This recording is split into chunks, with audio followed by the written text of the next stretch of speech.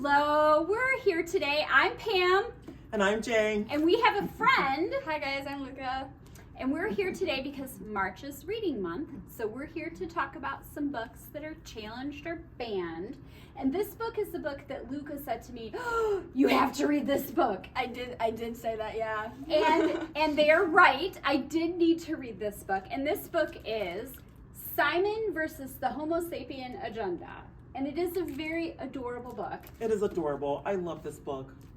So this was one of my favorite reads of this Tell year. us about your journey with this book. So when I first heard of Simon versus the Homo Sapiens Agenda, I was in 7th grade, I think, and my teacher was like, hey, you should read this book, because I have a hard time finding books that I like by myself, and sometimes teachers or these two help me out a lot when it comes to finding books. You helped me find this book. I did. But I was in 7th grade, and it was when I was starting to like figure stuff out myself, and it kind of just kicked things into gear for me. So this is a story about a high school boy who is LGBTQ, and he goes to Shady Creek High School. Yeah. Very similar to Forest Hills.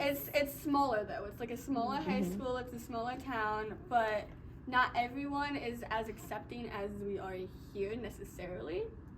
So it was kind of hard for him. And then as the story goes on, he has these friends who help him, and he hadn't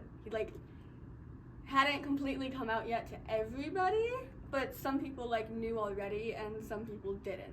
So it was like one of those, hey, I'm gonna tell you something, and then some other people go, oh, I already knew that. And so it's very much a coming out story. yes, it's also him coming out to himself to start with. It's more of himself, yes. But also there's a part where someone else wants to Yes. to share his coming out story, which is not their right. Yes. Yes. And so that was the part that I was like, Yeah, that was hard. And you could tell that this person had their own journey, but then they were not managing that well. oh. And I think that was just the author does a very nice job of showing us the complexity of that. Yeah, and the journey behind it as well. Yes, I agree. And there is what do we call this whole group? So this is a group of books. It's called the Simonverse. It consists of Simon versus the Homo Sapiens Agenda, Leah on the Offbeat, Sequel. and the Upside and Unrequited? Yeah, Unrequited.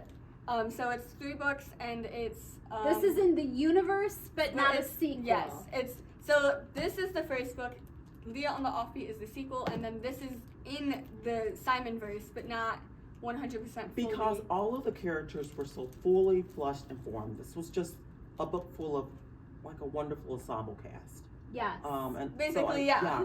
And I think there's a lot of mirrors in here. Mm-hmm. I loved Simon's best friend.